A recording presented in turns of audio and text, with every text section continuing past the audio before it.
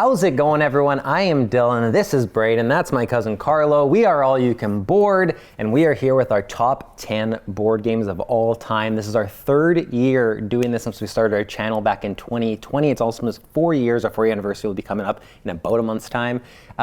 This year, Braiden's doing this for the first time. Otherwise, it's always just been myself and Carlo, Braiden's first year. So we have our top 10 games. We'll be telling you where they've kind of shifted from last year. So if you didn't watch that video, if this is your first introduction, you can kind of see where some of these games have moved, or if they're new to the list entirely. And if this is your first time coming to the channel, if you just found this video and you're watching this one, welcome. This is our crew. We're great. We're nice and friendly. We want everyone to come into the hobby. Hit the subscribe button. Anyways, this is we're really excited to be here. I think we're all really curious about each other's lists a lot too. I want to see where certain things have moved. We did have put some predictions up on Patreon, so if you haven't watched it yet and you want to see, because some of the predictions were top 10 specific, feel free to go watch that. And last thing I'll mention is that we did, for the first 3 videos, put a pretty hard 1-minute timer in for every game, so we can kind of keep this into a watchable time limit, because there's 3 of us on camera. We've kept the 1-minute timer loosely since then, so the last video we had it just to kind of keep us in check. We're going to do the same thing here, but if a game warrants more discussion, we're not going to like hard stop anyone, but you're not going to hear us talk like 6 minutes about a single pick here. Yeah. So we're going to kick things off. I am going to kick things off with my number 10, and to kick it off, it's a game that wasn't on my top 50 in either of the previous years, and is squeezed into my top 10 at number 10, and that is from Reiner Knizia, Mille Fiori. Oh. Yeah, number 10, just squeezes in. I love this game. It is so good. It's also an interesting game to slot in here, because if I was just going by the 2-player game, it wouldn't have been in my top 10. I would only want to play this with 3 and 4, and 4 specifically. It was just such a good time. Maybe this is a game that after 10, 12, 15 plays, maybe it doesn't hold up longevity-wise, and maybe it starts to slip. But as of right now, with the plays I've had and the experience I had with that 4-player game specifically, it was just so much fun. The comboing of placing your tiles down, and also having to kind of see what your opponents are placing for their diamonds, and kind of working off of where they're taking certain spots, or where they're trying to block you, or that one track that kind of goes around and is more advantageous when certain spots are opened up. There's just always something exciting to do on your turn. You're thinking ahead. It's exciting to watch other people's turns, because it will in some way probably affect what you're doing, especially when you're playing with 4 players. The fact that I have a French version of the game, and it doesn't matter because everything is iconography based. So as long as you know the rules, it's very accessible, and the iconography is easy to kind of wrap your head around. It is just, it's that great combination of pretty easy to learn for a first time, but the more plays you have, the more it's going to become a really competitive, like strategic and cutthroat game, I think, especially if you're playing with people who have all sort of played it that amount of times around the table. Love this game. Squeezed into the top 10. I can't remember. I'm trying to remember in previous years if I ever had a game, I guess last year, a game debut in the top 10 that had never been in before. Oh yeah, I did last year. I had one. But this is the first time that a brand new game has made it onto the list. So yeah, top 10, number 10, Mille Fiori. I did not expect this to crack top 10. This was number 22 for me, I think. One thing that neither of us mentioned that I want to add real quick is the action cards, and the fact that you're kind of drafting them too is cool. Right? And because then you don't, sometimes you pick one because if I let so-and-so get this card, they're going to get so many points. So even though this is only getting me like 1 point this turn, I have to take this because I can't possibly let Dylan get it. It's grueling sometimes. Yeah. But it gives you that roll and write feel of like you're accomplishing something every turn. It just rewards, like endorphin rush. Yeah, so satisfying. Yeah, you're picking up something here which gets you another card onto there. Yeah, I love it so much. The little ship track at the bottom. Yeah. It's really, really, really good. I am also surprised though it landed in your top 10, but I mean, it deserves it. It's amazing. Yeah. My number 10 is one that was on my top 10 list last year, but has fallen 3 spots. This is the party game Monikers, which I like to equate it to charades on steroids. 3 rounds, you're doing different things. First round is just say anything but the clue that's on the card. You have a deck of cards that build up your clues. You're trying to get your team to guess what's on the card. Second round, it is just 1 word about the clue. And then third round is straight up charades. And you're using the same deck throughout all 3 rounds. Yep. An absolute hit. It brings so many great memories to the forefront for me. And I think it just gives you such ridiculous plays, especially that second round where you're naming just one thing. And you make one connection with one person on your team that remembers. You just say like duck. And they're like, oh yeah, of course, Scrooge. But it's like that has nothing to do with it. But you have that connection that you've gone through, and that repetition of the deck works so well. The different types of cards, I've talked about this on the gift guide. It's just a great party game for a massive amount of players that you can play up to. Hilarious. You're building the deck. You're putting them into, you're crafting it specifically, having that choice into there too, so that everyone knows what's going to the deck. Monikers is a winner. And that's my number 10, moving down 3. I'll play this. I plan to buy it very soon from our favorite local board game store, Victory Pines, if you're in Winnipeg. But yeah, I plan to go pick this up because I want a game like this in my collection to play with like just that kind of. There's certain settings where this is the type of game that is perfect, and it's a gap in my collection. And Monikers, I think, just sounds like a ride. It sounds like something everyone's going to enjoy. So. And Dave just set aside a copy for you. Yeah. Well, maybe by the time you're watching this, I've already bought it. So set aside another copy. Number 10 is a game that is new to my top 50, roaring right into the top 10, just barely getting in there, is a game that Braiden spoke about, I think 2 or 3 videos ago, The Estates. Oh, yes. Replacing Arboretum as the meanest game in my top 10, no question. And if you had asked me about 2-3 weeks ago, this would have probably been in the 30 to 20 range or something like that. It would have been way lower down the list, but I played it twice the past weekend. With the same group, and it was such a hit, and that's what kind of cemented it as like no doubt a top 10 game for me. For those who don't know, the long and short of it is that it's a game about kind of building out this development, this part of the city. There's 3 streets in the game, and there's a building requirement of building 4 properties on each of these streets in order to complete them. And it's an auction game where on your turn you just pick one of the available pieces, you put it up for auction, and then everyone has one potential bid to bid on the piece. And at the end, when it gets back to the auctioneer, they can either let that person have it, and that person pays the auctioneer that amount of money, or the auctioneer can pay that person the amount that they bid to take that piece themselves. But the variety of the pieces, you can take the floor cubes, which are being added to the board to build up these kind of like apartment towers. You can take a rooftop that's going to actually cap the tower. You can get this mayor token where you place it on one of the 3 streets, and there's only one of those in the whole game, and it's going to double the value of every building in that street, whether the points are positive or negative. And one of the 2 ways the game can end is when 2 of the streets are completed, the game ends, and those streets will score positive points for the people who own those buildings, and then the 3rd street, the incomplete one, will score negative points. But there's other ways the game can end where sometimes 2 or 3 of the streets are incomplete. So a lot of the time players all around the table have negative points. There's so many things to consider every turn. Nothing is set in stone until the end. Everything feels like it's kind of this fluid system throughout the game where you're like, certain things aren't going well for me, and maybe I can shift the dynamic of the game, and maybe I try to just tank the economy and make these streets have longer and longer requirements so they don't get completed. You can draw things out. You're embezzling money every turn to stash away for points. There's so many things. One of the most unique games I've ever played, and is now something that I just want to play almost all the time.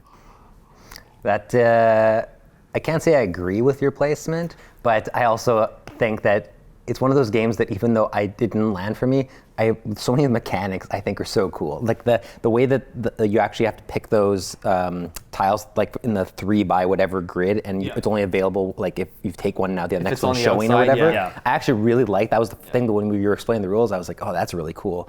And I really love the idea that like 2 score positive points, 1 scores negative points. I think that just adds a really cool dynamic to the game. But for some reason in practice, everything about it was just felt, and I've only played it once, but it just felt too mean for me, and it didn't it kind of scratched the right itch for me. But I'm willing to play it again and be proven wrong because you guys speak so highly of it. And the one thing I really like too is maybe what you're choosing to go on auction is something that you don't even want, but you want to shift the dynamic in power from like you want to take cash away from someone else, and you know that's super valuable to them. So you bid up that price so that you can help yourself down the line too. Yeah, or you only have $1,000 or $2,000, so you put out a piece knowing that everyone else is going to make high bids just because you need money that turn. There's so much. Exactly. Amazing game. I won't say anything else. Yeah, that's enough talk about this game. I'm just kidding. My number 9, I'm pretty sure. So it's up 3 spots. I'm pretty sure it's back in the top 10. I think it was in the top 10, then out of the top 10, now back in the top 10. A game that, you know what, I think it's one of my most nostalgic and not like that's like I haven't played it for that long, but just the memories of it are really strong for me, and I'll never say no to a game of it. I enjoy every game of it. Number 9 is Santorini. It is so solid. It is a 2-player chess-like abstract game, or I don't even know if that's called. I don't even know what an abstract game is. If I'm being it's abstract. Okay, it is. Absolutely. Good. I know what an abstract game is. It's Santorini, and it is heightened so much by the god powers that I still haven't experienced every god power. I still haven't obviously had every god power play against specific other god powers. It adds so much uniqueness. I played it, I think, like 3 or 4 times this year. I think all with people that I've never played it with before, and I have also discovered it's not necessarily the best first date game. A little bit too competitive, especially when I played so much of it. Oh my god! But it's just so fun, and there's so many just stellar moments in it that as like you're kind of like getting to the completion, you know the game's wrapping up and you have all the towers, the kind of building, and the space is getting more confined, that there's just so many moments where you just like, I'm looking and I kind of look up at my opponent and there's like this collective smile between us because it's like one person knows that they are about to win or they have you in like checkmate or whatever, and then all of a sudden they find out they don't because you pull off a move and you're like, you can do that, it's like my god power, you're like, oh that's right, like you never really feel like you're out of it. There's just so much to discover in the game. It's a game best played in like by doing best of 3s, best of 5s, because one game of Santorini never seems to be enough. Love this game. It's just one that I think will not only always stay in my collection, I can't imagine it ever really dropping out of my top 20 unless a game comes that replaces it for me. Like Ragnarok, so I don't think will be that game, but if more games like that come out and I find one that just kind of like makes Santorini kind of seem obsolete, then sure, but otherwise it's my favorite type of like, that chess-like game I think in my collection. I mean, let's just jump into it right now because guess what? My number wow, another not moving any spaces from last year. Yes, Santorini. Amazing. To add on to that too, I'm interested. I echo everything that you say about it too. The abstractness, the way the game builds up. I think it maybe starts a little slow. If I had to give criticism over it, but I mean, once you start building and making those decisions, and that has to be a part of it. Yeah. Right? So. Making those where you're building your initial blocks and placing everything, doesn't really make too much of a difference. But later down the line, those decisions are so critical. Really, what makes the game sing. Yeah. I've got a couple abstract games that I'd be interested to see how they compare to it that I haven't played yet that I have in my collection. So, nice. But Santorini has been an all-star for it. The god powers, the simplicity of the rules, a 2-player, it's pretty much unbeatable. Yes, I mean Santorini. There's even some god powers give you alternate win conditions, and some of them are really fun to go after and put so much pressure on your opponent that they can have such a good power but suddenly they feel like they're spending so much time trying to stop you from this alternate win condition that it adds this extra level of like fun anxiety in a way. I love it. So good. Great game. That was at my number 30 for the year. I said enough about it then, so I'll leave it at that. But yeah, amazing game. My number 9 is another new game to my top 50, just getting right up there into 9th place. If you watched my 2022 tier list and video recently, you'll know that this was my game of the year for 2022. You guys know exactly what this is. Caesar's Empire. Oh, yes. What, this game, okay, so when I did my no-buy thing for 2023, in 2022 I pre-ordered a few games. I pre-ordered like 4 or 5 games, and this was one of the ones that I pre-ordered, knowing I was going to like it quite a bit, but it still like vastly exceeded my expectations. This is one of the most sort of streamlined games in terms of the design and the rule set. It's only like a few pages of rules. The turns fly by like lightning. The game can be played in like 30 to 45 minutes kind of thing. And every turn is just like this excruciating decision where you can only do one thing and you're always going to be getting something. You're always getting some type of reward. You're getting points in some way, whether it's immediate points or long-term points. But it's such an interactive game where you're kind of connecting these routes. Basically, Rome is in the middle of the board, and on your turn, you're just using your little pieces to connect a city to Rome that is not yet connected to Rome. And you can connect, there's all kinds of flexibility in how you connect cities, but you're always going to score points, or every player, you're going to score the route that is the shortest route from that city back to Rome. So you're going to have to use, even if you just created a route that uses, let's say, 4 or 5 of your own pieces, if there was a different route that uses 2 of yours and 1 of another player's, then now you have to use that shorter route, and that player is going to get a point. So it's about trying to figure out, do you want to go spread out on the map and go somewhere that you want to go? Do you want to get in other people's way so that you're scoring these passive points on their turns and forcing them to keep like piggybacking off the routes you've connected? And the variable setup It gives you so much to consider right before you even take your first turn, because you look at the map, and if there's, let's say, 4 of the same resource are on one half of the map, you might think that that's going to be highly contested, or you might branch off in a different direction just based on surveying what's there. And I love games where you have that dynamic of just looking what's out there, coming up with a plan, and then every turn there's this brutal tactical decision of, do I stick to what I wanted to do, or do I have to change plans? I love this game. And as I said when I did my 2022 videos, Mathieu Potvin, where have you been all my life? Please design more games. This is brilliant. And yeah, for anyone who wrote this off, just give this a try. It's an incredible game. Have we just discovered that Carlo, you know how we slowly uncovered, or I mean not slowly, but I uncovered that I love auction games with like playing Modern Art. Have we discovered that Carlo just love games that have Empire in the title? Time of Empire, Seasons of Empire, just like both of them roaring into your top 50 this year. Yeah, absolutely. Yeah, this one sounds so good. I think if I played this a few more times, it's making my top 50 as well, very easily. I can't wait to time we play. played this, I couldn't believe it. I was like, immediately was drawn to it. Please bring this to the camp. Oh, absolutely. It goes up to 5 players, and I think if you played 4 or 5, you only get either 10 or 8 turns. Like, you don't get many turns, but so good. Yeah. Caesar's Empire. My number 8, up 1 spot from last year, stays relatively in the same spot. That is, I'm not even gonna put the timer on because I'm not gonna talk a lot about it. It's been spoken about. That is Azul. I love this game. It is a classic for me, and by that I just mean that like my love of it's never going to diminish even if I have bad plays at this point, because I love that it's such an entry-level game for some people. Even though there's some barriers with some of the rules, it's beautiful enough, and it is, once you understand those little kind of like hiccups in the rules to kind of like wrap your head around, it is easy to kind of understand. But it can also be played as this really cutthroat game at 2 players, at 3 players, at 4 players. Everything about it I really love. Out of every version of Azul they've released, this is still my favorite, and it kind of like perseveres even with all the new mechanics that have been brought in. I love it. It's a classic for me. That's Azul. What do you think about Mini Azul? So Mini Azul is my number 7 game. No, I don't even know if I knew there was a Mini Azul. Travel edition? Yeah, that's the only one I see people often say is better than the original Azul just because it's travel size. Oh, okay. Maybe I'll have to get that. Next year will be Travel Azul in the top 10.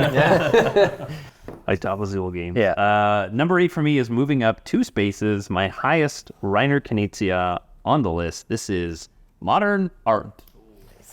One of the best auction games. I mean, also because I haven't played Raw yet. Yeah. That sounds good from you guys on your lists.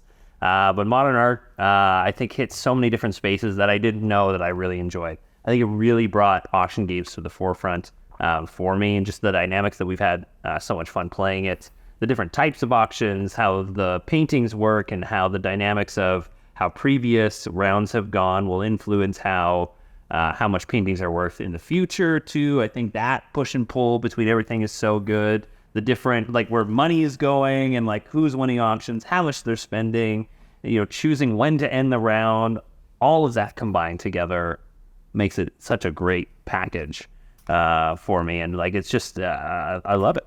Couldn't agree more. Yep. More to say on it later. What's to say, really? I won't say anything more just yet. Number 8 on my list, up 4. I was going. Number 8 on my list, up 4 spots, cracking the top 10 for the first time for me, is also a Reiner Knizia game. That is Babylonia. Yeah. So this is one that I don't play as often as I really should, and of all the games in my collection, it's one of the best in terms of, I mentioned this about Glass Road, like back in the 40s, that it's so good at all player counts. The first time we played it, Dylan, we played it at 2 players, and even though we sensed that it would be better with 3 or 4, it was still like an incredible first play. I've shown it since to other people at 2 players, they've loved it. This one always stays a little bit ahead of Blue Lagoon for me when I do these top 50s because of the fact that it gives you a lot more flexibility. The fact that there's no restriction on where you place your tiles, you can go anywhere you want on your turn.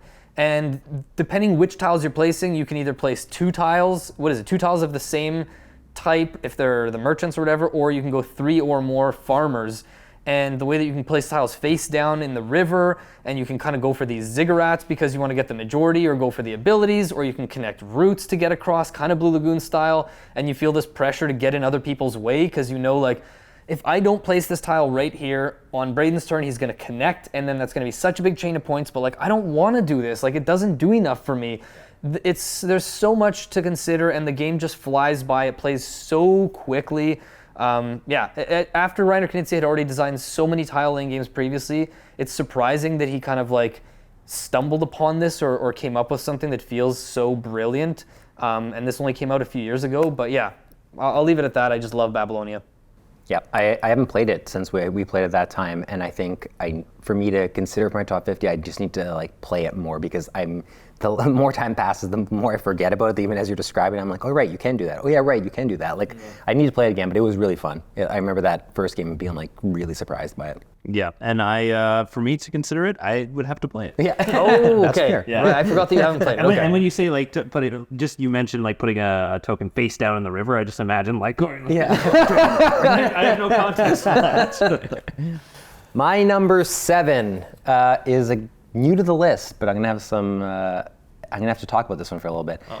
So new to the list this year, it is a large game, and it's one that is ongoing, and that is Frosthaven. Yeah. So Frosthaven for me, what I've done here is I've taken Gloomhaven off the list. Kind of, you can consider this Gloomhaven Frosthaven position.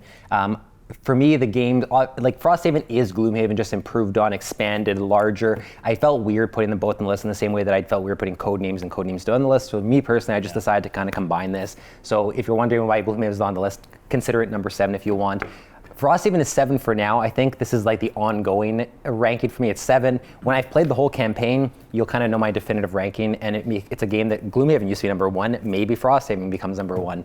I'm loving it so far. It's so good. It expands on Gloomhaven in all the ways I wanted Gloomhaven to be expanded on. It's not perfect by any means, and Gloomhaven wasn't either, but I just have so much fun with it. I love having a game to continue to come back to with either the same group or an ever-changing group, and I just love that there's still all the unlockable classes. The way you unlock them is more exciting and different. Now you have unlockable buildings and things you can do in town. The story is a little bit more engaging because of that, because the story can kind of come into play with the town, whether it's being attacked, different things going on there. You're brewing potions, you're crafting your own items now. So much to love here. If you like campaign games, if you love Gloomhaven, I think you'll like Frosthaven. I'm certainly enjoying it, and we're actually playing it tomorrow as we're filming this, and I'm super excited. I'm really excited too. Yeah. I spoke about this game already. Yeah. I think I had it somewhere in the 20s-ish or 30s around there. This is one that I'm probably going to wait for the digital version to come out and play it on PC the same way that I've gotten Gloomhaven digital, just because I liked a lot of things about Gloomhaven, but the kind of time commitment and the admin and stuff like that was what prevented me from wanting to play it more. But yeah, I'd love to play the digital version when it eventually, inevitably comes out one day. Yeah, so good. Storming onto my list, the first appearance of this in my top 10, also another F game, is at number 7, For Sale. Oh, nice. At number 7. Yes. Sweet. Man, every time I have played this game, I am terrible at this game. I think I've lost, every single time I've played it. I've never won a game of For Sale, but I love it so much. Just, again, the two phases of bidding on, spending your money on either, I have the car version of this. Right. Autorama? Yes, thank you. Car version. Which has like the nicer money tokens. Yeah. Yes. But I put away the secondary powers that come added in this box. Just play it for how it was originally. The vanilla base is just already so good. It doesn't need to be improved on. The art is great. The quality of the cards is amazing. Yeah. But just the gameplay is so good. Like just bidding, getting those things, and then using them to resell them for different checks. And depending on which come up, like that dynamic of getting the most for your money and seeing the reveal of like, oh no, you beat me by what? Yeah. Oh, it's so excruciating. So good. But so good. Yeah. For Sale. Very nice. On all of our lists. I was gonna say this is the third triple crossover so far, maybe in the countdown. I can't remember. I think there's even more than that. More, maybe the Crew, Santorini, For Sale.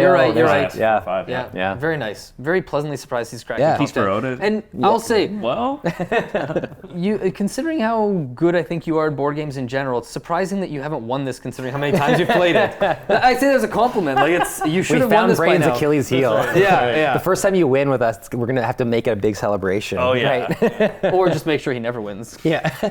Also true. All right, coming in at number 6 on my list. Seven. Down one spot from last year is Renature. So this is still one of my favorite tile laying games. It's a domino-based tile laying game where you kind of are building out on this board. Every player has 3 dominoes in their possession that have these different combinations of animals on them. And on your turn, you're picking one of your 3 dominoes and you're placing it on one of the available spots on the board. And you kind of have these starting spaces at the top. And there's this kind of trickle down effect where you're building from these kind of like low value sort of enclosure spots. And you're going down towards these bigger, sort of juicier, more tempting positions. But every time you extend yourself toward one of those spots, you're creating another opportunity for one of your opponents to latch on and get closer and closer to those spots. So it's sort of a game of chicken because nobody really wants to set up their opponent.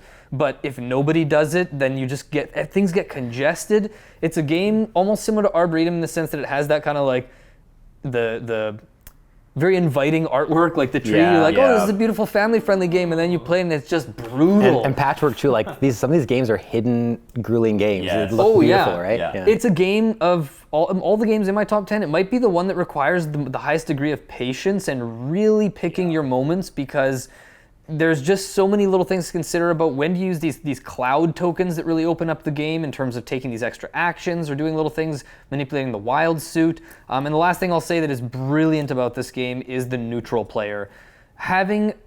Everyone has access to these neutral player tokens that you can use to swing the majorities in one player's favor or another, and the fact that you can use them to kind of make it a tie in these majority battles to kind of neutralize both players, and then you get all the points. Like, there's so much room for these like super clever, like mind-boggling plays. I just love it, and the reason it dropped a spot is unfortunately I did not play it this past year, but I got to make a better effort to insist that this gets played more often. Yeah, Renature's great, and your guys' game on the live stream was really good. I was going to say another one again where Braiden got taught for the first time and absolutely wrecked me. It was late though for them.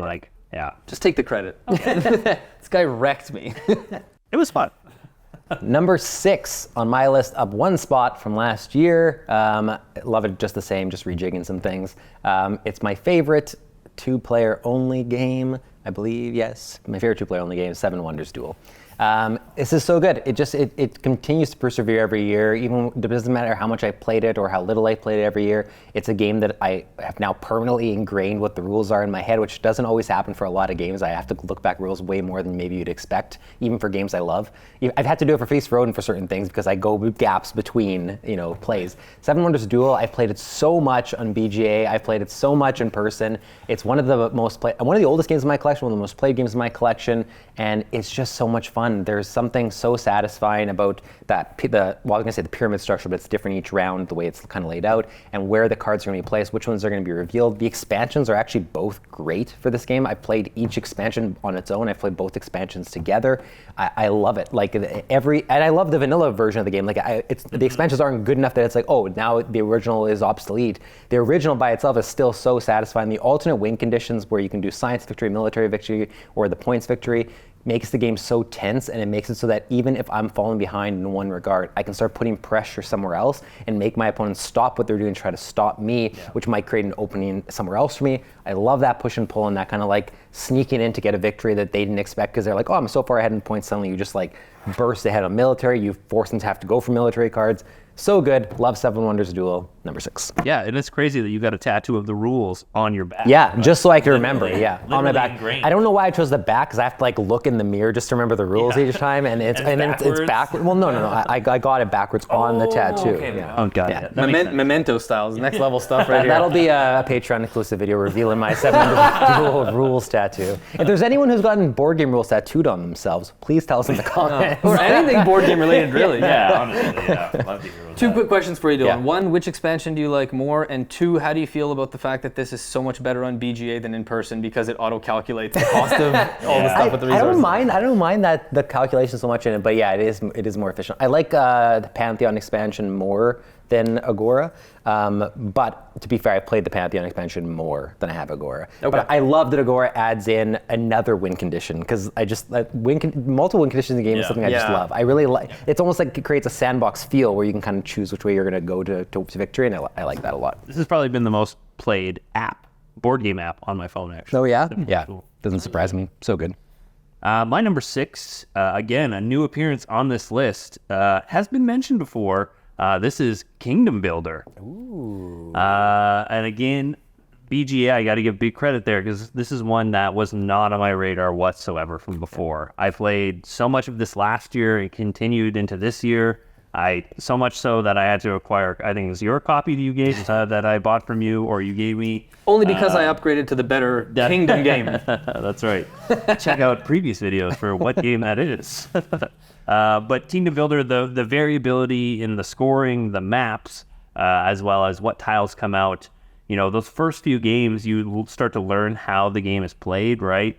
Not exposing yourself to multiple terrain tiles, keeping it limited so you can spread out where you need to be and then start planning with, again, and also like what powers are on the map too, that helps play into the scoring. Yeah. All of that variability leading into like the decisions that you make are so good, leading you into, I'm going to jump over to here and then I'm going to also do something that adds me onto there that lets me to score here. It's only satisfying when you do it. It's impressive to watch other people like utilize their powers in a way to get creative. I'm always just, I think I've seen it all, and then someone does something, I'm like, wow, I thought you were trapped, and now you're not. You're like, did they just break the rules? That should be illegal. Yeah. It's not too complex. I think it fits in a nice niche for me.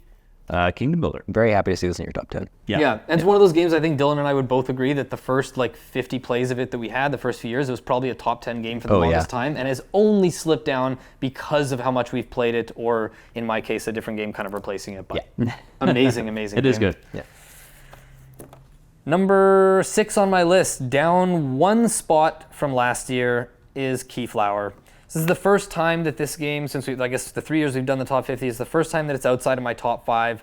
And it's a real shame because I didn't play it again this past year. And last year, I think we only played it once. I've played this once in the last 2 years, which is I should be locked up for this.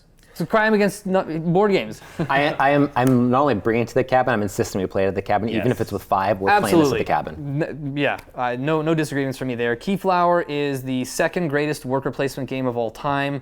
It has auctions and bidding kind of built in. The way you bid with your meeples is something I've never seen in other games before, because you're bidding mid-round while people can still use the tiles that are being bid on, and whether people are bidding on them or not can kind of determine sort of how much you want to invest in a tile or not, because whoever wins that tile is going to take the tile and any meeples that were used on that tile into their own kind of estate. And then for the rest of the game, you can use tiles in other people's estates, but then they're going to keep those meeples, but then you're also going to drive up the requirements for them to have to place more meeples to kind of use the same action.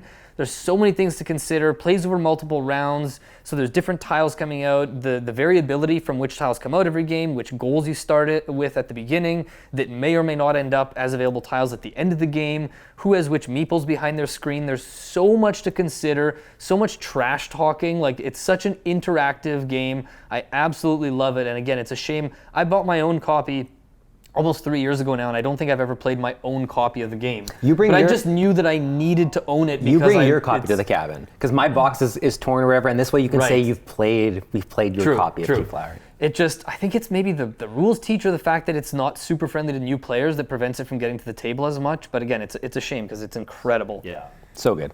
I gotta play it. I might have more to say later, we'll see. I gotta play. And if I don't, I'll just start talking about it later. I gotta play it. You have to play it. We're playing it at the cabin. Into the top 5. Yeah, number 5 for me, debuting in the top 10, up 9 spots from last year. I love this game so much. It's one of the games that gives you the most fun out of any game I play. That's Libertalia Winds of Galecrest.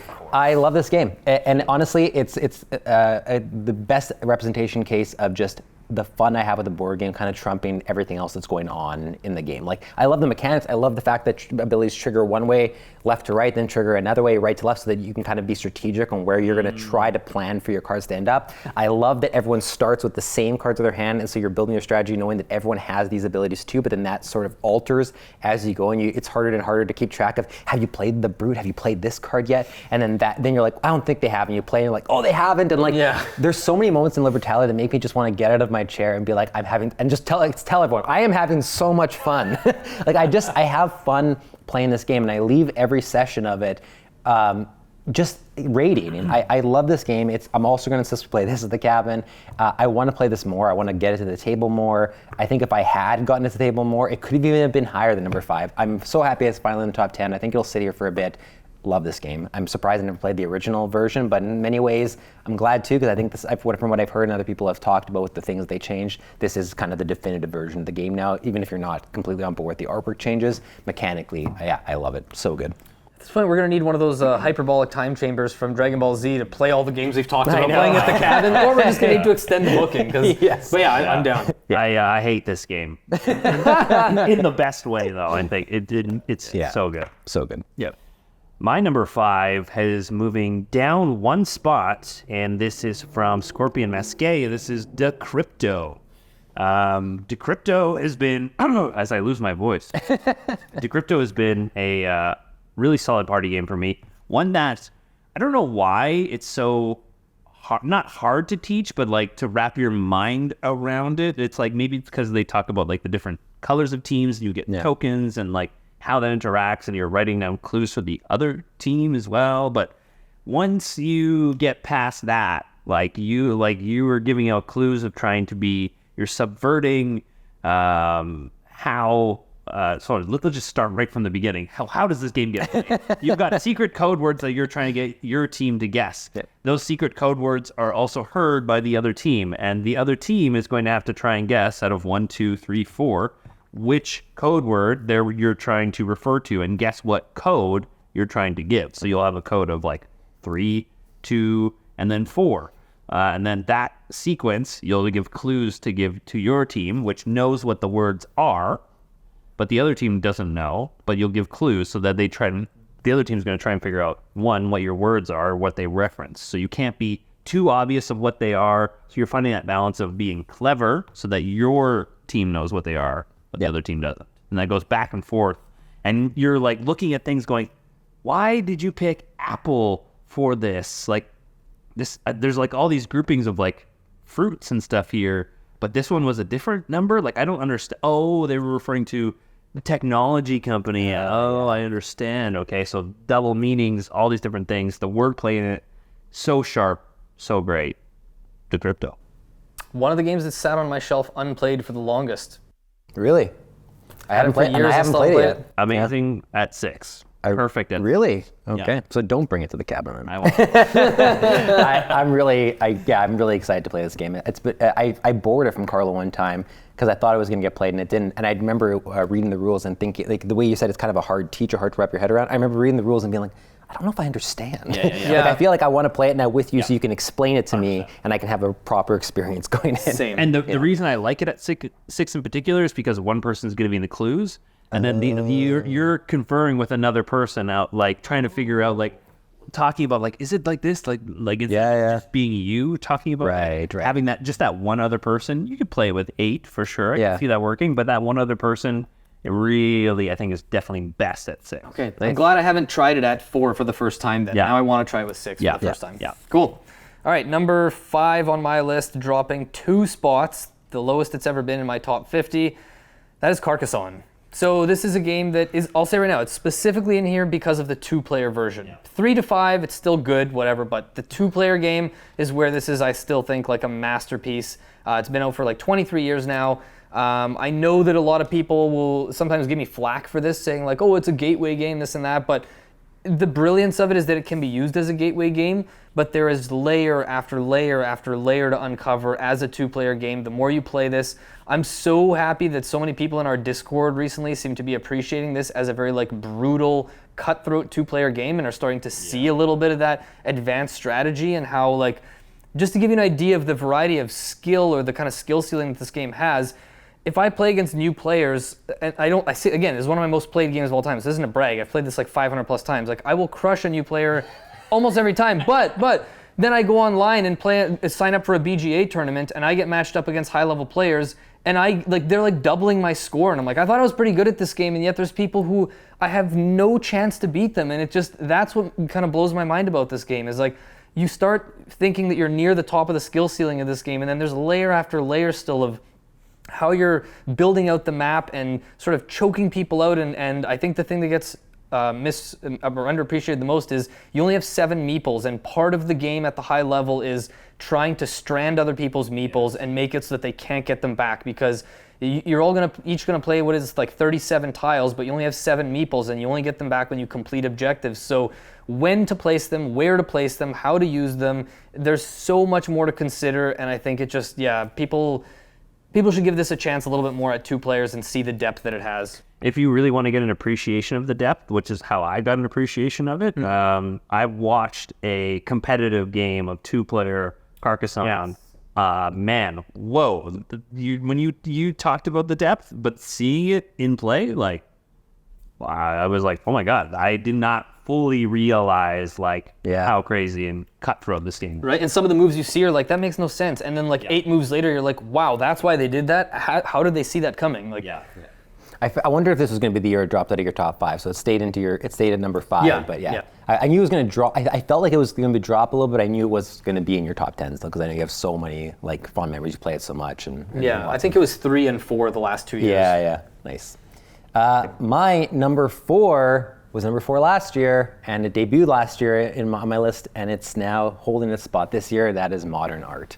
I love this game so much. There's not much more I can say about it. It is my favorite auction game. It is an amazing auction game. We played it again this year at a local brewery for their board game night and had a blast playing it.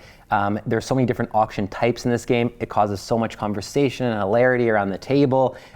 Every game feels like it has its own unique flavor, its own unique meta, its own unique just situations and discussions around the table. I want to play this and introduce more people to it. I want people to.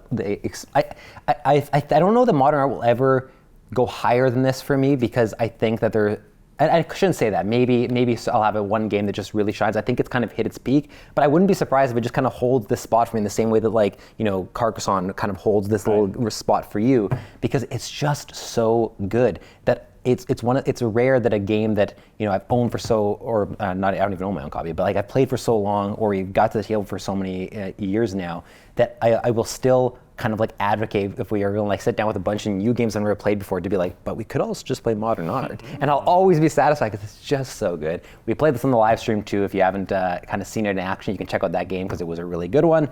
Love Modern Art. Number 4. Very nice. You already spoke about this one. I have already. Yeah. Carlo doesn't like it. It's on his 4 list. 4 pages of rules for just, it's so good. Number 4 for me has been mentioned already. It's dropping down 1 spot on my list. This is the party game called So Clover. Yeah. So Clover, man, I was so excited to get this game, and I'm so glad that I did. Yeah. 3 copies of it, right? So well. What's that? 3 copies of it, right? 3 copies of it. Yeah, I currently own 3 copies of it. But this game is so good for a good group, 6, playing with 6. I think it plays 3 to 6 or something like this. Yep. Boy, the clues that you have to give, the cleverness that you have to come up combining the clues, the different techniques that people use to combine the clues. Some people try to use the words together in one way, or just relating them to a category in some other way.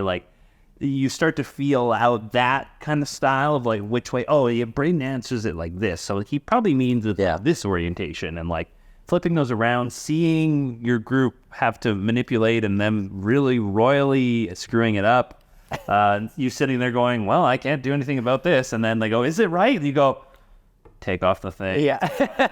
Take off the third one. They're dejected. Like, oh, gosh. It's I can't believe that. So, yeah. And you can increase the difficulty by adding cards. We've talked about this. So Clover, you got to try it. So Clover is so good. Really is? Yep. Number 4 on my list, up 4 spots. Debuted last year at number 8. A game that Braiden spoke about 2 or 3 videos ago. This is Hansa Teutonica. Where to even start about this game? You get, 2 actions on your turn, and there's a couple different things you can do. You're basically connecting these routes across Europe, trying to create these little trading routes, setting up trading posts in certain cities. You can set up trading posts to get points, or some of these cities, if you, instead of setting up a trading post, you can pass on that and instead take an ability, which is going to upgrade something on your personal player board. So you have these kind of 5 different sections on your player board that correspond to some of the different actions you can do, or one of them corresponds to an end game condition. And every single turn, every single action is just Like, you have so many options. There's very few restrictions on where you can go in the game. You can start new routes. You can build in different areas. You can bump other players out, but it's going to cost you, and it's going to give them a reward. You can put something just to get in someone's way, even though it might not do anything for you right now. But if someone then bumps you, then you're going to get the reward. But now they might avoid going there because they don't want to give you the reward for you trying to get in their way. There's different ways to score points at the end of the game. There's so many things to consider. We've still only played the base map. We haven't even tried any of the variants. I played this, I think, 2 or 3 times in the past year, and it's one that I could see potentially climbing higher than number 4 in the future, but I don't think this is going to leave my top 10 ever. I think it's just, incredible game, and gives me all those crunchy, just brutal decisions that I love so much. Hansa Teutonica. And if it moves up a couple of spaces, you're really putting the 2 in Teutonica. Oh, this guy. And the Teutonica. Yeah, I think this is one I think I said to you one time. If you had played it like a couple dozen times, 50 times, 100 times, like if you had played it lots, I think this could have been a number 1 game for you. Yeah, that's fair. I played with a couple of people on our Discord. We played it at 3 players, which is not the ideal player count, but was still very, very good, and kind of, such a good game. My number 3 top 3 game was number 3 last year, and that is one that continues to persevere. I love it so much. Castles of Burgundy. What are you looking at me? I thought that was 2 last year. No, it wasn't 2 last year. Okay. The different game was 2. Never mind. Sorry. Go ahead. Castles of Burgundy is a game I played lots, physical version. I played it a ton online. I played it competitively online and learned lots about Castles of Burgundy and the depth it has in kind of the same way, maybe not the same way, but I mean like the same way you're talking about depth to Carcassonne. Playing it competitively makes you understand that there's even more layers to Castles of Burgundy than I thought there was. So yeah, I love playing this game. Like, it's one that, and this is another game that I now kind of permanently know the rules for. I don't have to remind myself of because I played it so much. My scores have gotten to a point where like they fluctuate now between like 170 to like the best game I've ever had, which is like 240 or something like that. But it's just so good. There's so much that I enjoy about being able to like combo tiles together, especially using things like the castle to give you another die, to be able to get other actions, then change to different things. I love the game of having to like see if you can collect all the unique buildings to fill up a space that might require like 7 unique buildings, or then specifically knowing that you're not going to be able to do that, so getting the yellow ability tile that allows you to place same buildings in the same area.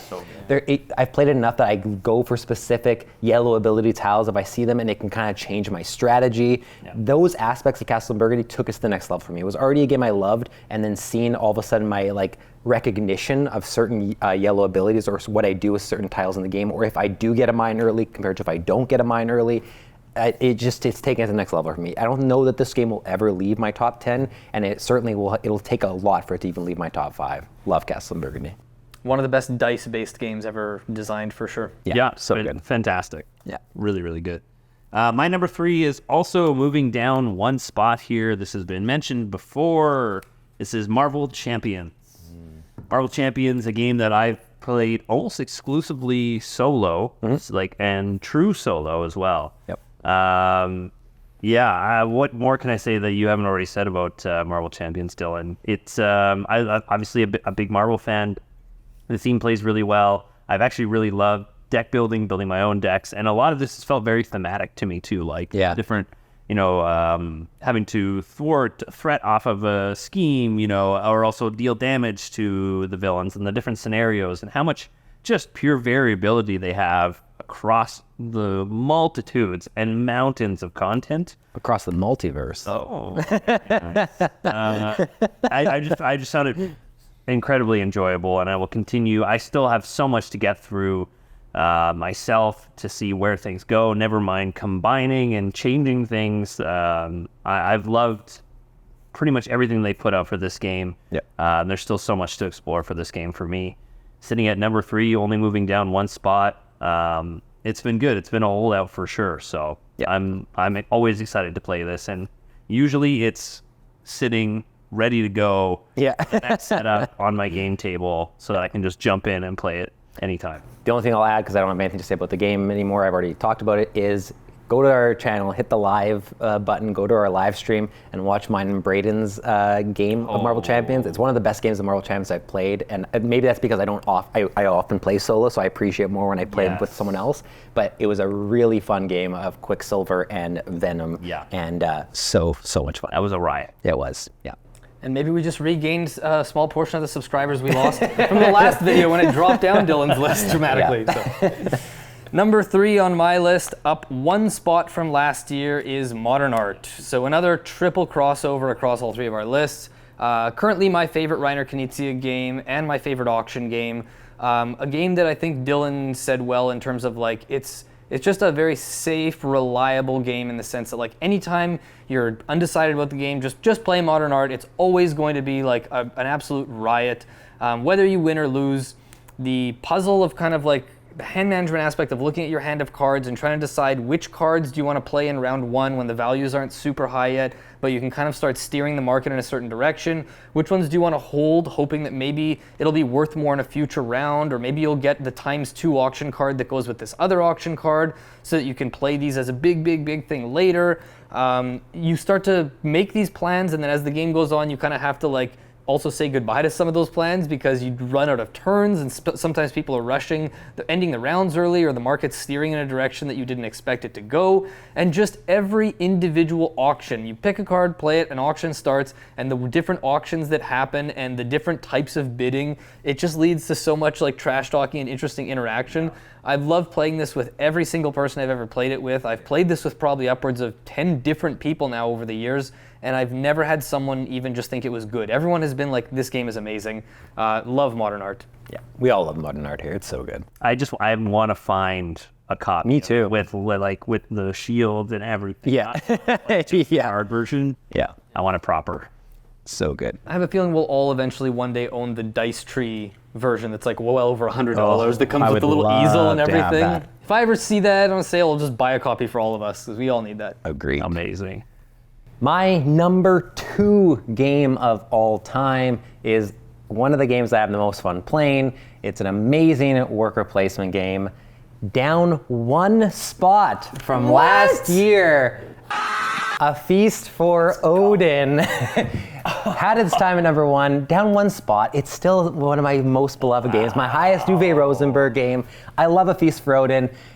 I just realized that when I did, I'll talk about this, well, I'll talk about the reasons why more in the next pick, but I will just say Feast for Odin, my thoughts of it haven't really changed. It is like a sandbox Uwe Rosenberg experience that I love playing.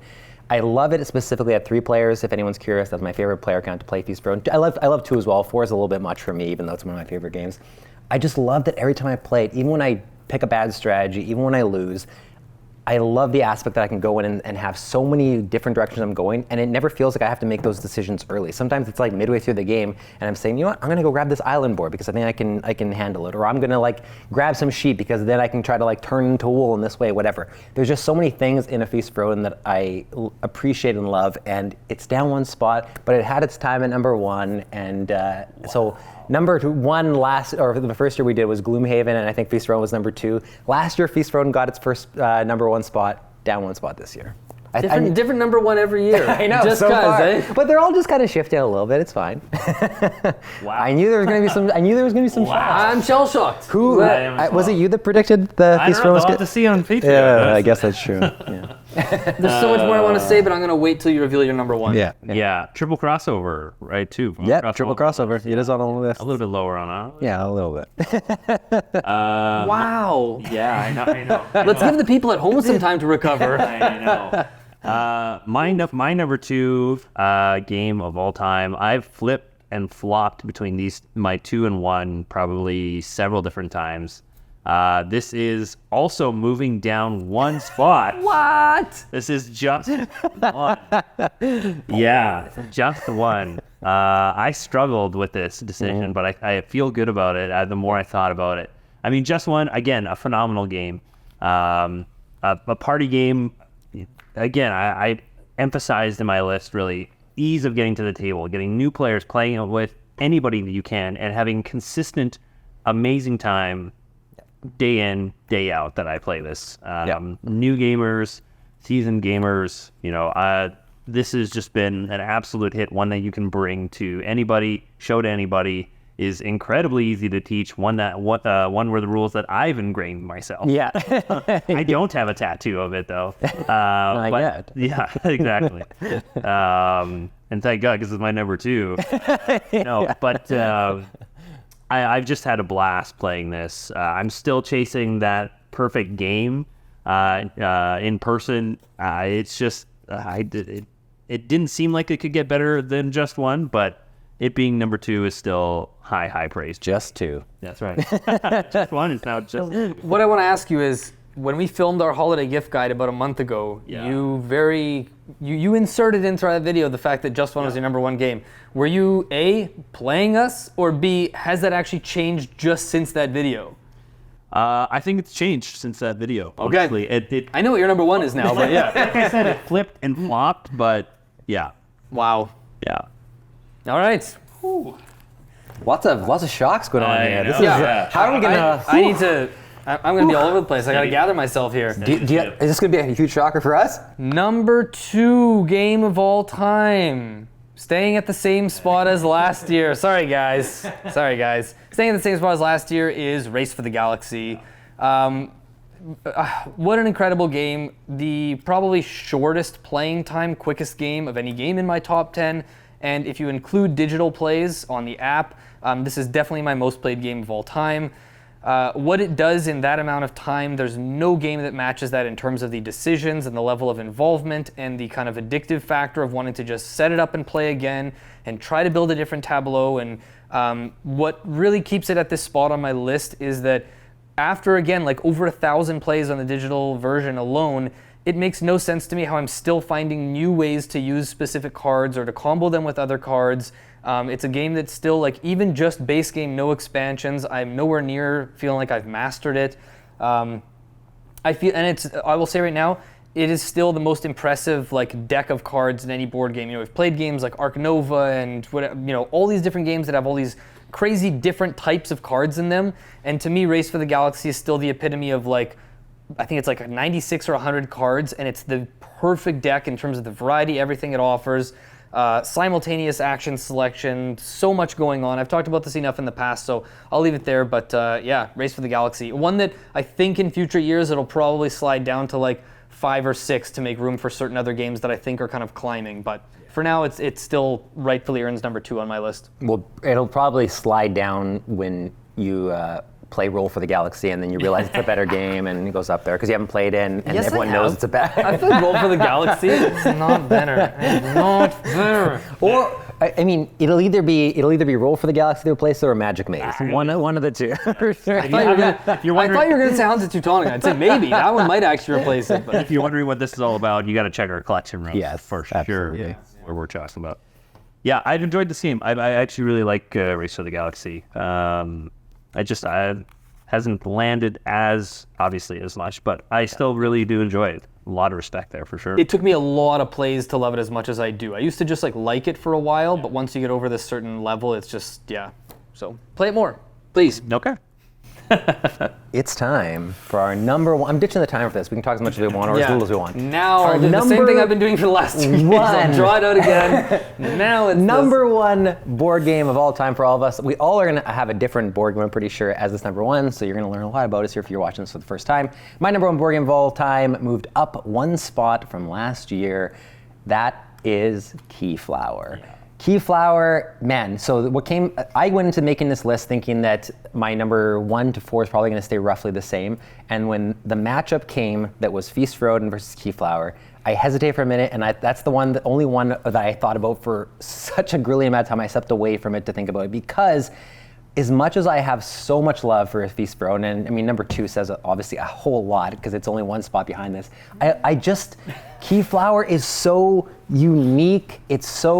It combines worker placement and this bidding mechanic, and the bidding mechanic is just implemented so well, and it's so much fun. There's so many laughs, so many standout moments by people getting the green meeple and the way they incorporate it, or not knowing which color meeple someone has behind the screen. Are they willing to spend that much to outbid you? The fact that then that phase transitions into this phase of placing those tiles into your city and then slowly being able to, over the seasons, use not only the ones you've collected, but start using other people's. And the fact that you have to keep that in mind, being like, well, I own this, but now if I really want to use it, someone else can jump in and yes, I'm going to get their meeples, but sometimes that's not enough of an incentive to be like, I should have used that quicker. I mean, I had times that I've like had someone take my movement tile even when I've already upgraded it, and then I realize now if I need to movement, I have to try to use someone else's, or if there is none, I can't start moving resources around.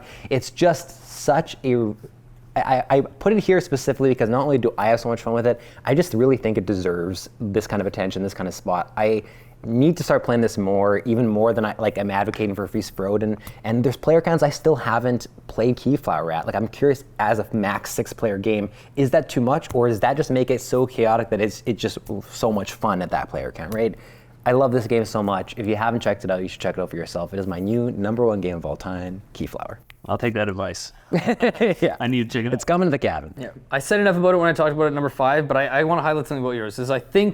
Is this a case of absence makes the heart grow fonder? Because in the past year, since we did our last top 50, I don't think you've played Keyflower, and we did play a Feast for Odin for the first time with Norwegians, which is like, it's definitely better with Norwegians, and we didn't play Keyflower, and yet they've swapped. So is it that you've cooled a bit on a Feast, or that your like thoughts of wanting to play Keyflower have gone up so much that it's put it ahead?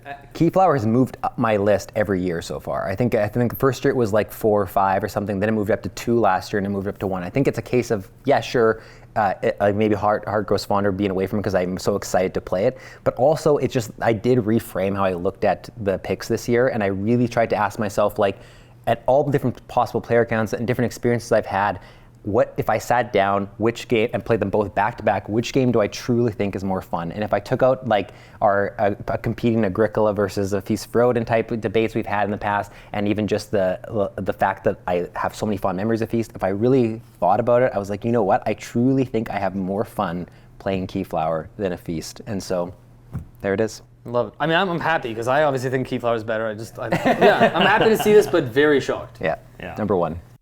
All right, my #1, out of the 154 games that I ranked, this one is brand new to the list across the board. Mm-hmm. It is Blood on the Clock Tower, the social deduction game. Yep. Boy, I can't say I'm surprised, but it was tough to put this at #1 right off the bat. Yep. But I recently played it again. And I played this game now definitely easily over 50 times just this past year. Wow. What's your ratio of storyteller to player? I would say definitely more player because I mostly played it all online where I only play player, but I actually love playing this as storyteller. I've been a person who has watched, I've watched Shut Up and Sit Down's content way back when they did the Resistance playthrough. I've watched tons of different social deduction playthrough games, and I love that aspect. Yeah. So being the storyteller in this game, I get that, but I'm also involved in crafting the story on top of that. And that is just like the butter on top of my toast. And to coin a phrase, if you will. And I can't get enough of that. And I love seeing how people interact and seeing someone lie straight out and being like, trying to figure out, would Braiden do that as a storyteller for this game? And like me hiding my face because I played this with 5 players, which is the base count, and it still worked really, really well. Very quick games, similar to One Night Ultimate Werewolf. I had a game last, it was 10 minutes. It was back done. Where compared to when you're playing with much bigger groups where it scales up, it's going to last a lot longer. It's more intricate. There's more information and misinformation going around. And if you're not familiar with this game, this is a social deduction game, very akin to Werewolf, Mafia, except that everyone has a role. And the goal for the good team is to get rid of a demon and to vote them out from town. And the goal for the demon is to kill basically the rest of the players. And it's a very simplistic way to look at it, but you've got henchmen that help out the evil team. They have their own powers that affect the game. The logic and the storytellers there to help kind of create this balanced narrative as much as they can, giving out information and choosing when to do so. Yep. Oh man, even just me thinking about this game right now, I want to go back online and play it again. Braiden's really good at being the storyteller. So if you are wanting to hire him for your parties, he charges $50 an hour. He will storytell. Honestly, I'll do it for You're free. underselling. Oh, I was gonna say you're underselling this guy. Braiden's like, don't reveal my rate. I will do it for free. And I love storytelling this game and running this for groups. Man. You'll do it for free, but they have to subscribe to All You Can Board. That's right. Yeah, that is true. You have to prove it. Show it to me on your phone. Yeah. This feels like a game that was designed specifically for you. Like the design team sat down with you and said, what do you want in a game? And then they went and designed it, and then you talked about it, and they went back and it feels like the most Braiden game I know. And yeah, amazing storyteller. I've only played this once in a big group with a bunch of people we had met for the first time, and I couldn't believe how much this exceeded my expectations. Yeah. And that is, I think, like 90% credit to your storytelling ability and the teach. You got everyone involved. It was such an incredible experience. And that's a big deal coming from you too, because social deduction games aren't your they're not even your top 5 favorite types of games. It's the best social deduction experience I've ever had of any of those games I've ever played, and it's one I'm very eager to play again. And I mentioned in my 2022 tier list when I talked about it that I was so surprised with I love the decision of like that you're still involved in the game when you're like killed off. Yes. But that you only have that one vote, I think. Like it's limited, you're diminished, but you're still in the game. Yeah. That's right. And it still plays a big factor into the game, honestly, too. Yeah. And I have a question for you about it, because I suspect that the variability in terms of your worst play of Blood on the Clock Tower to best play for a lot of groups can vary. Yeah. Obviously, your best plays have been 10 out of 10s. What's the lowest on a 10-point scale that your worst, like have you had a play that's like a 6 out of 10, or is it always like 8, 9 or higher kind of thing? I would say I've had plays that are 6 out of 10, but they are more like, they're like the very small games that like I've played online with just random, like they're called scripts, so which is just like sets of characters. And like that's the other thing I didn't even mention. Like I've played mostly just with like the first set of characters, never mind the extra 2 that come in there, and never mind combining extra sets together. So it was fine. It was just very random and chaotic, which wasn't what I was looking for in that game. Yeah. But it was, again, just so quick. It was just like, okay, re-rack and let's go again kind of thing. Yeah. But like, it was still enjoyable. It was just like all these things are happening at once, and like someone's yelling something, and like someone else dies as like a part of it. Like right. There's just like it's chaos, and they keep coming out with new characters for the online version, and I'm hoping that maybe they even release like a new. I don't even need another set though. That's the thing. But you want it. I do. I'm so glad that I own it. Like it's just I'm not surprised, but like man, I love it. So good. And this is like the amount of time you spent watching people play it online is amazing too. Right? I cannot tell you how many hours I've invested just in this game. That's why it makes you such a good storyteller. You just have such an understanding for it now. You're 100% right. I've pretty much watched from the Pandemonium Institute, which is the publisher of this game. From their YouTube channel, I've watched almost all of their playthroughs, which is, and these are like hours and hours per game. Yeah. So like, that's a lot. It's a lifestyle game. Awesome. Awesome choice. Very nice. Yeah. Okay, number 1 on my list. No, I'm just kidding.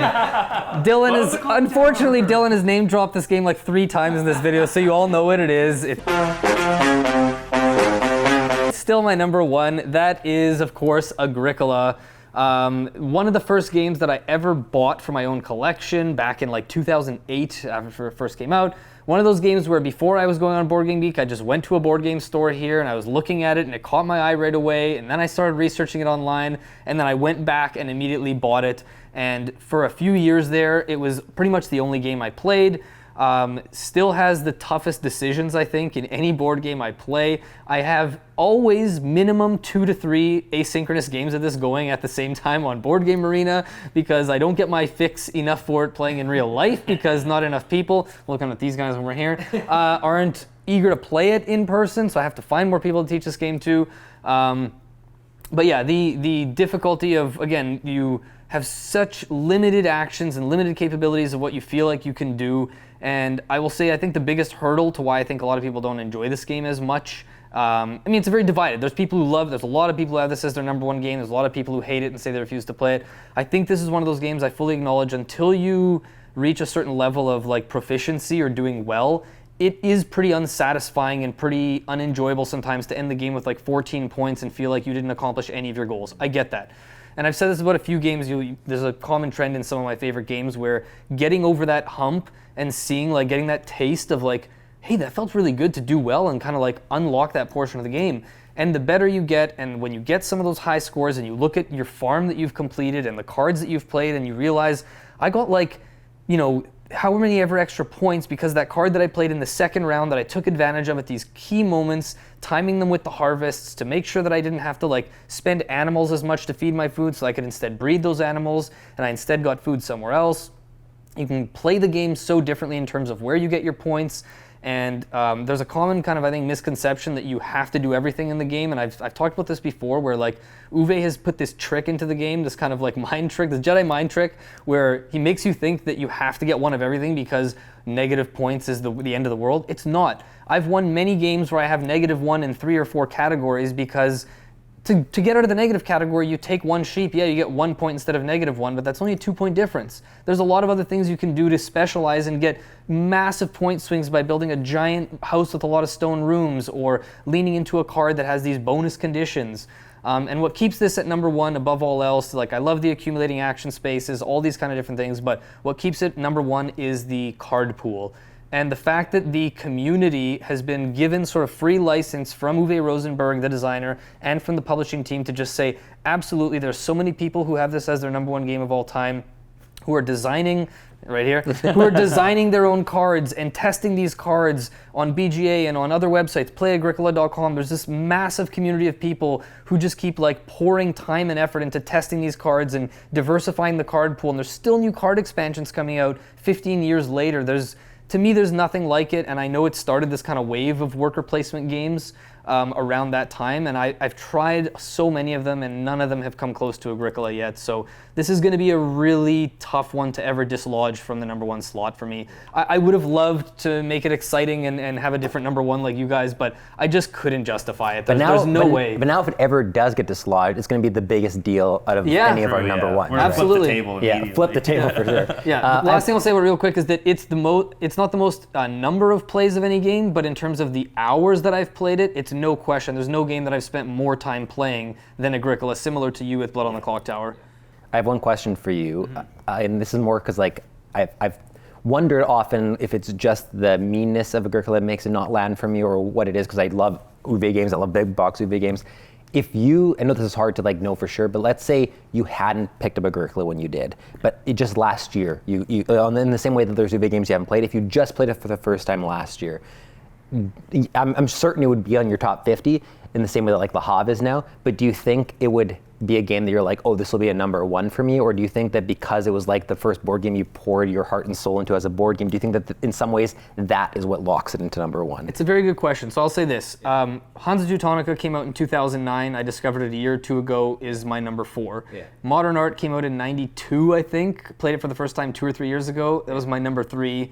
There's a lot of these old games that I've come to the party way late, and it's just that first or second play or whatever. I think it's hard to say because it might not have gotten the amount of, like, it wasn't my number 1 game the first or second time I played it. Yeah. So it's similar to Race for the Galaxy. It took a few plays to kind of, again, have it click and have that interaction with the other players, and it become like a regular game in our group. So you might be onto something. I think it'd be high up. It's hard to say if it would be number 1 if I had played it just last year for the first time. But you bring up a good point, which I think is also a cool way to kind of, like, get to round out the video too, is that there are so many board games out there that and so there's so much incentive or feeling of, like, you know, the FOMO, and so I got to get the new board game, got to get the new board game, and play all these games, and so you almost often, even I do this too, I'll get, like, 2 plays of a board game, 2 plays of a board game, 2 plays of a board game, and we love them, or we hate them, and we rank them on that, but there is something to be said that, like, sometimes it might take 10, 20, 30 plays for you to, like, not like a game, but for you to really realize how much you like a game. And the layers, like, that's what it took for Castle of Burgundy, for Patchwork for me and stuff.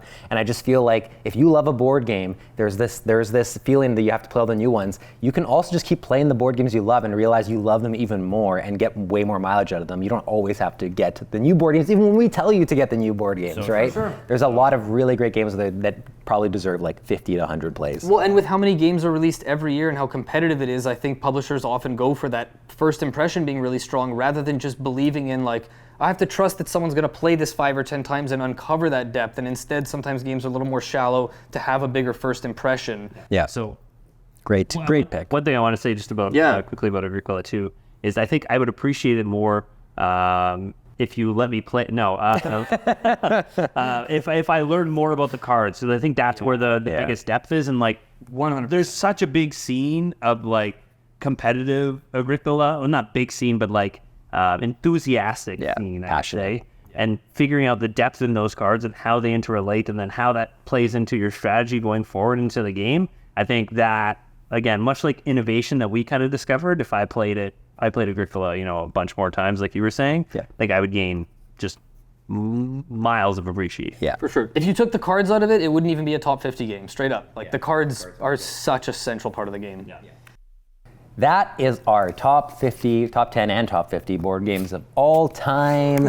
Thank you guys so much for watching and spending this year with us. Happy New Year. I have one too I can flip. Yeah. Better than the last time I did it. If you don't know, we have a Discord channel with a great community of people talking on there. The link's in the description. Head on over and join the conversation. If you want to support us, you can support us on Patreon. Not necessary by any means, but if you want, you'll get some exclusive content there. We have a Patreon exclusive Discord channel you can communicate. If you're not subscribed, hit the subscribe button. Join the fun that we have here. If you're meeting us for the first time, what were you going to add? Patreon. Where we're going to be doing our analysis. Yeah. Right. We're top 50. An analysis of all these games. Carlo did one last year that was really well received with really getting into the data and the specifics of some of the games you've seen here. So if you want to know more about just the intricate details of some of the picks we did, check out. I don't think we fully decided who's going to be in the video, but Carlo will 100% because he's spearheaded his idea, and maybe both of us will be on camera as well. Otherwise, anything Sorry, else I just wanted to take a moment because yeah. we don't often speak about our Patreon and where those funds go. Mm-hmm. So just a quick thing is we've used a lot of the money that we've received from Patreon so far to do things like buy better equipment, whether it's stuff relating to the camera, better audio gear for better quality audio, buying hard drives to store and back up our mass amounts of B-roll footage that accumulate over the years, buying online subscriptions for things like Google Drive so we can send files back and forth, and buying Adobe Premiere subscriptions so we can edit videos. There's so many things, buying games to review on the channel that we can't justify buying with our own money, For the first few years, Dylan, you and I together combined, we poured a few $1,000s of our own personal income into AYCB. We've never paid ourselves a single penny. So just so you have some idea, again, we never want anyone to extend themselves. If money is tight, then don't do that. Just support us, spread the word, do something else, watch our videos, whatever. But if you're looking to support the channel in a way that will help us actually improve the quality of the channel and improve hopefully your enjoyment of the channel, then supporting us on Patreon is the best way. But again, only if it's within your means and it makes sense for you. Yeah, really good point to bring up that we don't take any of the funds and use them for personal things. We're not paying ourselves, and we haven't in the 4 years. I don't know when or if we ever will. It all goes back into the channel one way or another. And it's funny because even it going into games isn't the thing that even in the top 5 that we spent most of the money on. We rarely do that. It's been all the other things that we normally have to use our own funds for, but then now we can save ourselves that financial burden to be able to still better the channel and get things. Yeah, and we're close to getting another camera so that we can maybe start doing playthroughs and all kinds of cool creative stuff. So yeah, those who have supported us on Patreon, thank you so much. It means the world to us. Yeah, and I wanted to extend just a thank you for tuning in and watching.